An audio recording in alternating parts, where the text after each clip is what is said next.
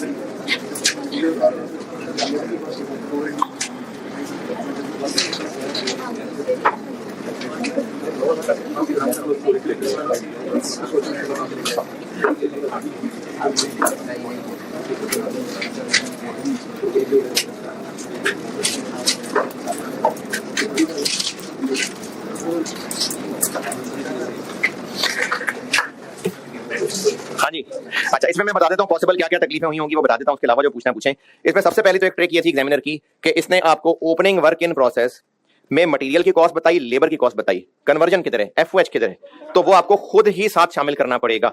जैसे फाइफो है ना, तो फाइफो में क्या करना होता है, आपको कॉस्ट ऑफ कंप्लीटेड यूनिट्स निकालने के लिए opening work in process BD लेना है, तो बीडी आपको मटेरियल तो बता दिया कितना, लेबर भी बता दिया, एफओएच नहीं बताया, वो आपको खुद इसमें शामिल करना पड़ेगा।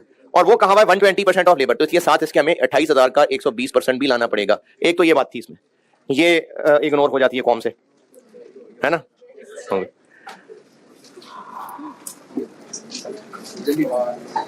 दूसरा मसला, एबनॉर्मल लॉस के यूनिट्स कितने परसेंट कंप्लीट थे, नहीं बताया, तो 100 ही थे। स्पॉइलेज, ये तो सर आपने कभी बताया ही नहीं था, ये तो एग्जाम में ऐसा वर्ड आ गया जो कभी बताया ही नहीं था, तो ये वही लॉस है।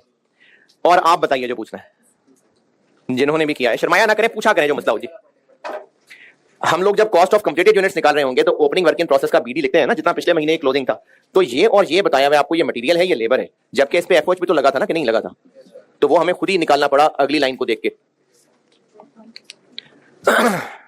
जी। और जिनको जो मसला है वो पूछें बेटे, देख लें सोल्यूशन जितना हो गया, देखें सोल्यूशन और पूछें जो पूछना है, सोल्यूशन देख लें और जो पूछना है पूछें, फिर मैं मसला बताता हूं जिसको मसला है। तीनों कौन से रिक्वायरमेंट के, हाँ हमने इक्विवेलेंट प्रोडक्शन भी निकाल दी, point number 2 cost per unit भी निकाल दी, और पॉइंट नंबर 3 वो स्टेटमेंट ऑफ इवैल्यूएशन नहीं कह रहा, लेकिन क्या ही रहा है असल में।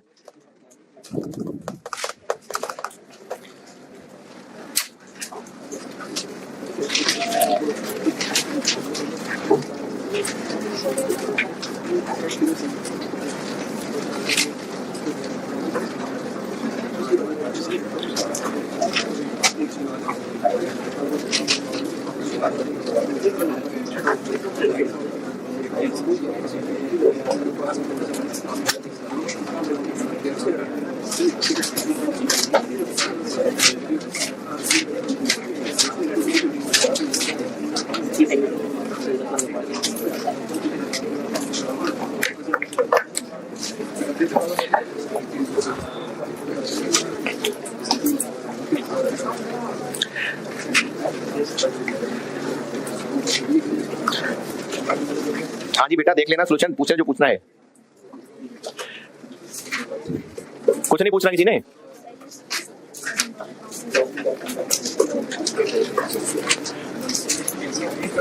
जी जी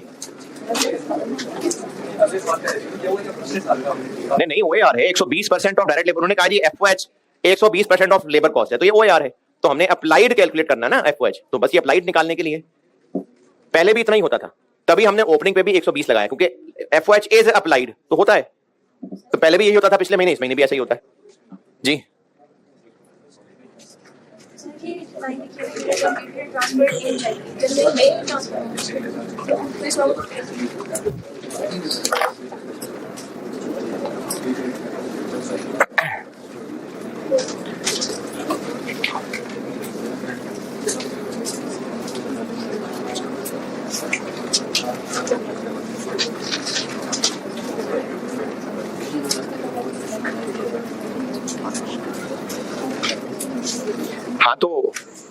ये इन जनवरी 2008 ना भी कहता तो खैर है, ऊपर जनवरी का डेटा सारा। बस यही बता रहे हैं कि यूनिट्स इतने हैं जो कंप्लीट हुए और ट्रांसफर हो गए। ट्रांसफर फ्रॉम जनवरी से फरवरी को ट्रांसफर हो गए। महीने से जनवरी से यूनिट फरवरी को थोड़ी ट्रांसफर होंगे, प्रोसेस 1 से प्रोसेस 2 को ट्रांसफर होंगे। तो ये इन जनवरी 2008 जो है ना, ये एमी तकल्लुफन दोबारा लिख दिया, अदरवाइज ये होना चाहिए था यूनिट्स कंप्लीटेड एंड ट्रांसफर्ड बस, क्योंकि इन जनवरी 2008 तो पर कहा ही हुआ है, सारा जनवरी का डेटा है।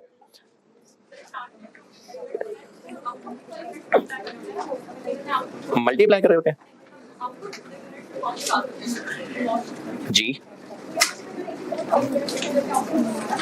फाइफो है, फाइफो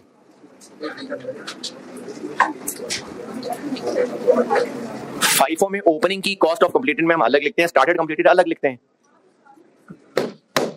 जी जी,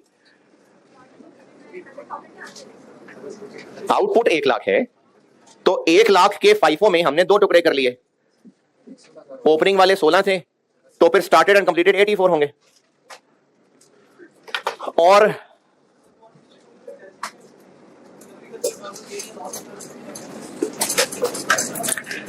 ओपनिंग वर्किंग प्रोसेस कितना? 16,000। इनपुट कितने? 110। क्लोजिंग कितने? 18,000। आउटपुट 1 लाख।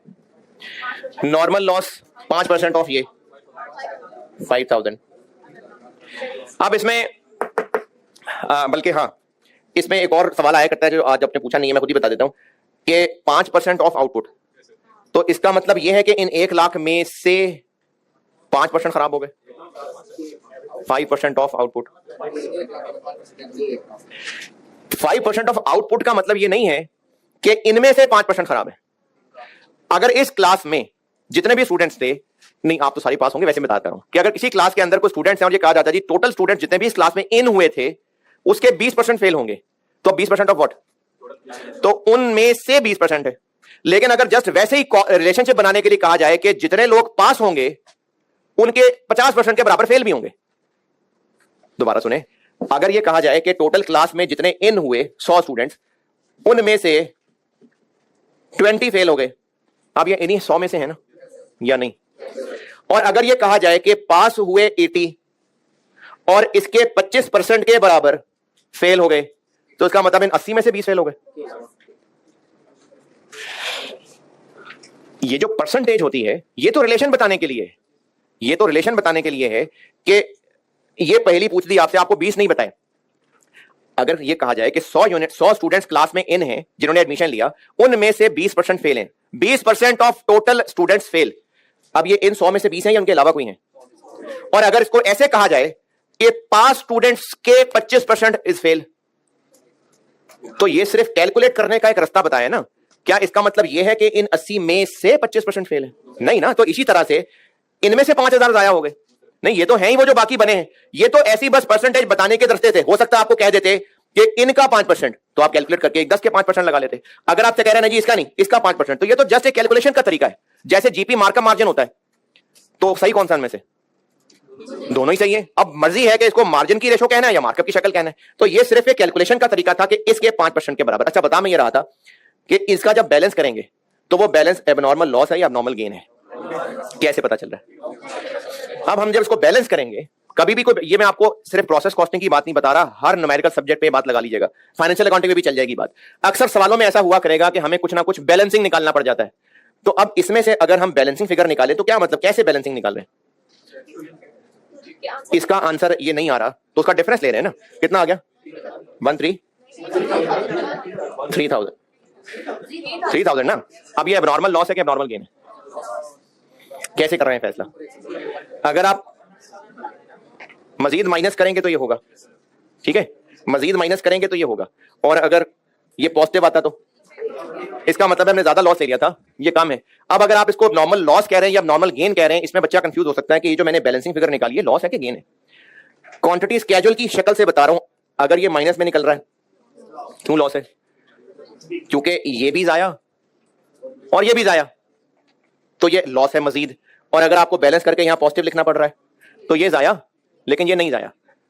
प्लस माइनस से बताऊं या नहीं? है जी, इतनी परेशानी की क्या बात है? समझ आ गई ना? अब इसमें सवाल ये होता है कि जी मैंने तो बैलेंसिंग फिगर निकाली थी, मैं ये गलती कर गया कि मैं ब्रैकेट लगाऊं कि ना लगाऊं, क्योंकि आप जब कैलकुलेटर के ऊपर लिखना शुरू करेंगे तो जो ये कर रहा होगा कि 1 लाख में से ये माइनस ये प्लस उसका आंसर कुछ और आ जाएगा, और जो ये कर रहा होगा कि 16,000 प्लस ये माइनस ये तो प्लस माइनस आगे पीछे हो जाएगा। तो उसके लिए तरीका यह है कि जब आप कोई चीज भी मिसिंग निकालें उसको सीधा चल के क्रॉस चेक जरूर कर लिया करें। अगर आपने ये गलती से ब्रैकेट की बजाय पॉजिटिव लिख दिया, हो गई गलती, आप सीधा चल के क्रॉस चेक कर लें, this plus this minus this plus this, ये बन रहा है, नहीं तो गलती पता चल गई ना। तो जब भी कुछ मिसिंग निकाला करें उसको सीधा चल के क्रॉस चेक जरूर कर लिया करें, तो उससे पता चल जाएगा कि सही किया कि गलत किया। और इस सवाल में किसी का कोई सवाल? ये किसी को कोई मसला नहीं है कि हमने डिवाइडेड बाय वही कन्वर्जन वाले यूनिट्स क्यों ले लिए, उनको आधा आधा क्यों नहीं कर दिया?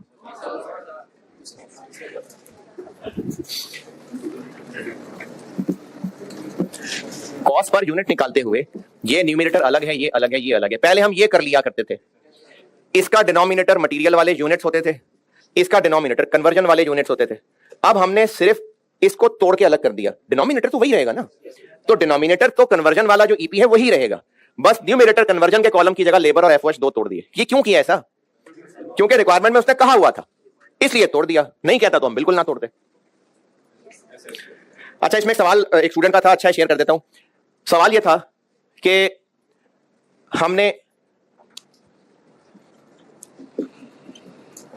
नॉर्मल सवाल की बात कर रहा हूं, हम लोग कॉस्ट पर यूनिट में क्या करते हैं कि ये न्यूमरेटर हो गया और इसको डिवाइड करते हैं यूनिट से, मटेरियल वाले यूनिट से इसको करते हैं और कन्वर्जन वालों से इसको करते हैं, ऐसे ही है ना। एक बच्चे ने सवाल ये पूछा था कि अगर FOH is applied at 80% of direct labour cost, जो कि आज तक सवालों में मैं अक्सर परसेंटेज ऑफ लेबर कॉस्ट ही कह रहा था, तो बच्चे ने पूछा था कि अगर ये कहा होता कि FOH is applied at 20% of direct material cost. एक चैप्टर होता था ओवरहेड्स, उसमें OAR की ना एक से ज्यादा शक्लें थी, उनमें एक शक्ल percentage of direct labour cost भी थी, एक शक्ल परसेंटेज ऑफ मटेरियल कॉस्ट भी थी। तो ऐसा हो सकता है सवाल में कि आपको वो एफओएच जो बताए वो as a percentage of labour cost की बजाय as a percentage of conversion material cost कह दे, हो सकता है प्राइम कॉस्ट कह दे। तो फिर पर यूनिट निकालते हुए हम क्या मटेरियल के यूनिट से डिवाइड कर देंगे? डिवाइड कन्वर्जन के यूनिट से ही करेंगे, वो तो एफओएच जैसे मर्जी कैलकुलेट करवा ले, पर यूनिट के लिए इसको मटेरियल के यूनिट से डिवाइड करना है, इसको कन्वर्जन के यूनिट से डिवाइड करना है। ठीक है जी, ओके, अल्लाह हाफिज़।